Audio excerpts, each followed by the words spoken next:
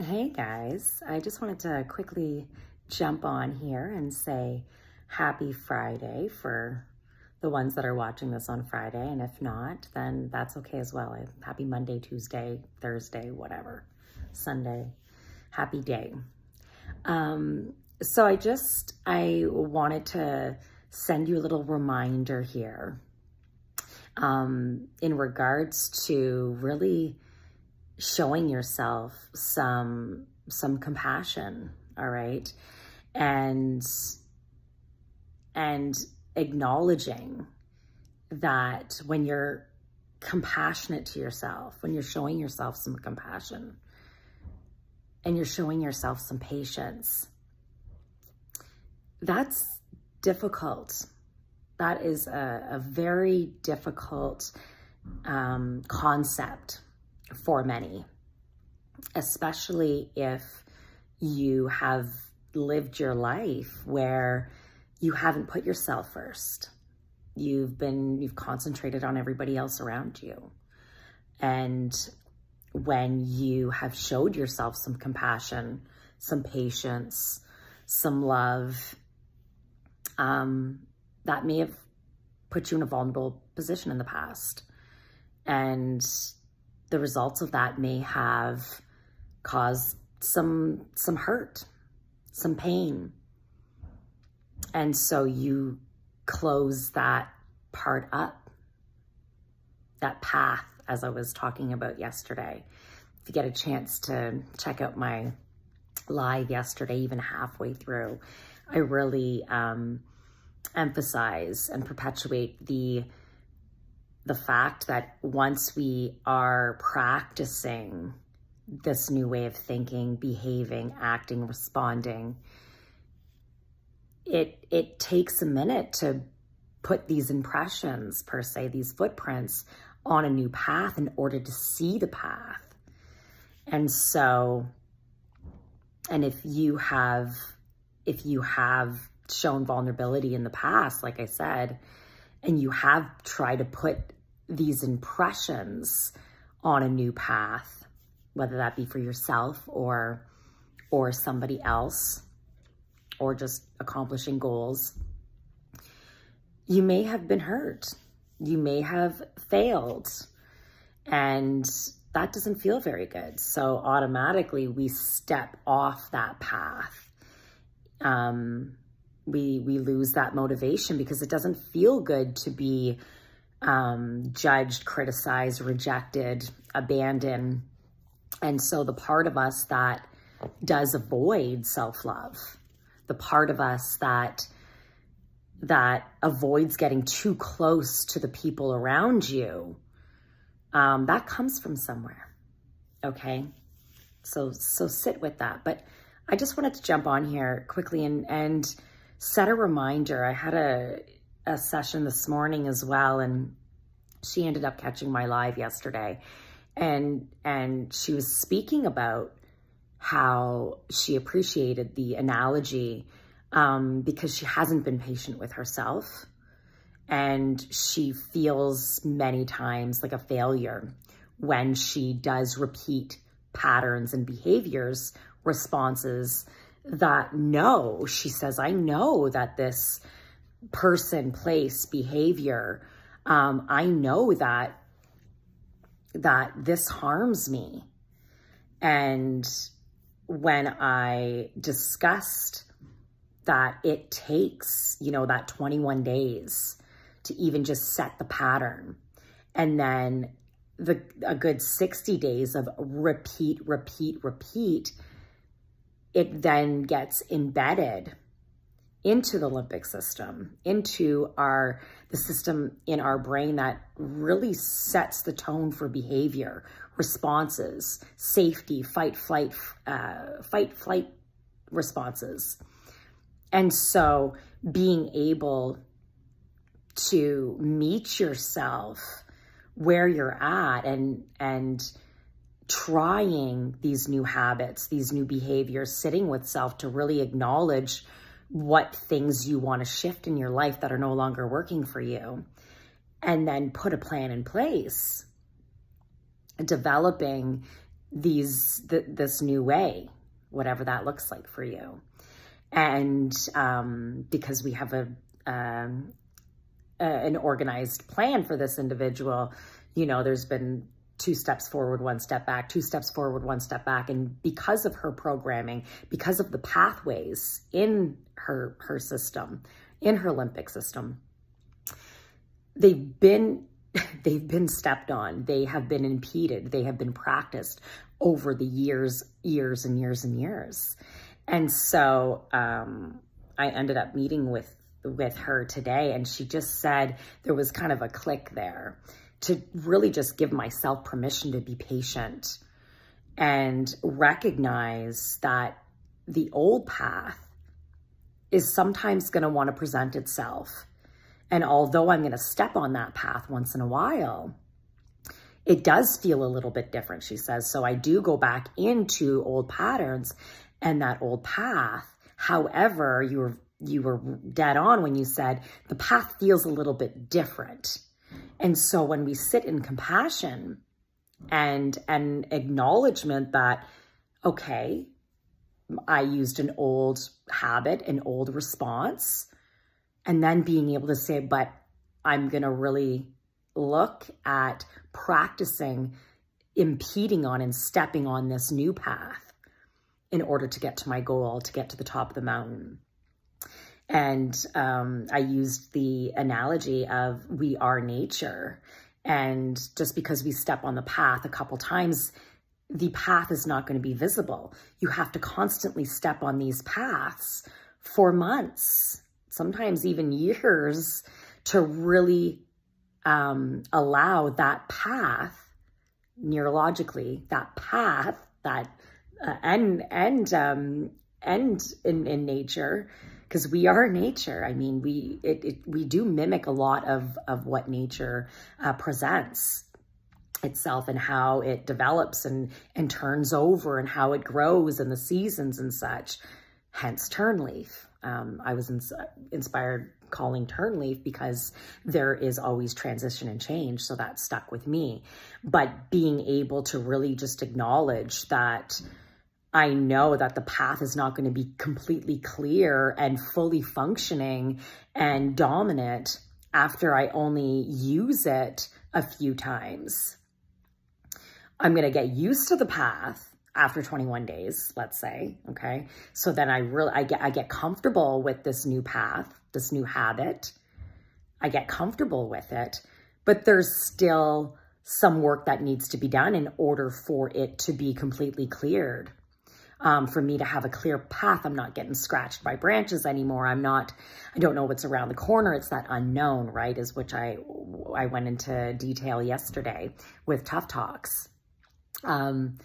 And that's the same thing. And then when the 21 days, the 31, the 41, the 51, you're really starting to practice these new behaviors. You're sending a message to this system, your brain. You're reprogramming it. And then what happens is the old path gets scarred over tissue. This is the thing. This is when you look at the structure of these pathways, these dendrites, the cells of your brain, how they develop and they fire off when you are putting thought and feeling and action. You are programming. That's why you got so good at the behaviors that worked for you at one point, whether that was avoidance, whether that was codependency, whether that was substance use. You know, there was a time that it actually did, there was a purpose for that. And you did practice it and practice it and practice it. And you practiced it more than 60 days. So you got really good at it. It became the dominant pathway. And then what happens is you take it into your adult life. All right. And that's the tricky part. And so being able to acknowledge, number one, what these parts are, what this path is, what this dominant path is in your brain. And then creating a new takes a minute. 21 days to create and 60 days to really allow that to be dominant. And it's not that that old path goes away. It's still there, but you are aware of it. And when you do step on that old path again, you're like, you know what? It doesn't feel the same. It just doesn't feel the same. And so I'm going to continue. You may slip back in and out a lot of times. And I know the feedback that I get is when I did slip back in and out into old behaviors or patterns or relationships that didn't work for me, characteristics that I know, you know, that I wasn't aligned with, but it just felt good in the moment. When you go back into that old pattern and the old behavior, many times the feedback that I've gotten is I get stuck in that because I shame myself and, oh, I just didn't do it right.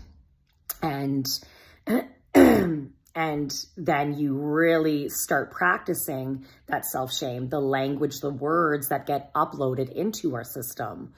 That creates the pathway. So that is either or. So if you are criticizing yourself, self-shame, I want to change things, I want to fix it, I'm not enough, I didn't do it right, that is the words, that's the programming, that is going to be, that's the impression that you're leaving on that pathway. You are creating that dendrite, you're creating that path, and you can see it. And then that is the dominant path. That's the dominant response. And you don't even know you're doing it. That's the beauty of our beautiful minds, is we get to reprogram that, but being patient with self. And I know that there was an aha moment for the individual that I work with this morning that really just acknowledged, like, I didn't even see it like that. And I love how you created a vision for me. And that makes sense. That makes sense to me. And I'm going to be more patient with myself and show some compassion and really just trust that sometimes I may go on to the old path because it's familiar, and just to feel it out. But she says, even when I do go onto this old path, she says, it does feel different. And I'm going to really pay attention to how I'm speaking to myself when I do look at the old path. And if you don't use it, you lose it. So that will not be your dominant path anymore. Your dominant path will be the new habits, the new thinking, the new creations that you're making. And talk about manifestation in that regards, and really showing yourself some compassion and say, yeah, no, I fucked up today. And that's okay, because I'm learning here. I'm learning to create and to clear a path. And that's going to take a couple tries to really clear it out, that I'm not, that becomes familiar, just like you did the last one. I got really good at it. And that's how we do this. That's how we create new realities. It's not changing who you are. It's actually being the best version of yourself and where you are in life today. We are operating on old programs. We are walking on old paths. And that's why it doesn't feel so good. All right. That's why there's not that alignment there. Is your soul, your higher self, your purpose in life is saying, hey, you know, come over here and try this. And that's why you're probably feeling stuck sometimes. You're feeling overwhelmed and anxious. It's because that's your body telling you. And these are signs. And when you listen to your body, instead of trying to fix it and shut it down, when you listen to these whispers of the body and mind, that's for you. And instead of saying stop, it's just, I'm so overwhelmed. I can't, you know, I'm anxious. I can't sleep. Sit with what's showing up for you, and really look at and being aware of the things that you want to start implementing in your day, in your week, goals, and start to get uncomfortable, clearing the path for this reality that you really want. And if you're saying to yourself, I can't have it because I'm dependent on my partner and I'm dependent on this job, and by all means, that's all truth. I get it. However, you're sending a message to yourself saying you are stuck and you are in lack, and you are making decisions based on the fear of losing something, the fear of not being able to pay bills, not being able to find another job. Now, I mean, there's a lot of examples that we can use here, but ultimately it's baby steps, okay? It's baby steps creating that plan and what that new way of doing things looks like. But really the language speaking to yourself and saying, I've got this. Today I'm sad. Today I'm anxious. Today I'm feeling overwhelmed. But I'm going to be with myself today because I know it will pass, and I know it comes from a place of not knowing what's going to happen. Those words, that language creates a sense, and it uploads into the system saying you are safe.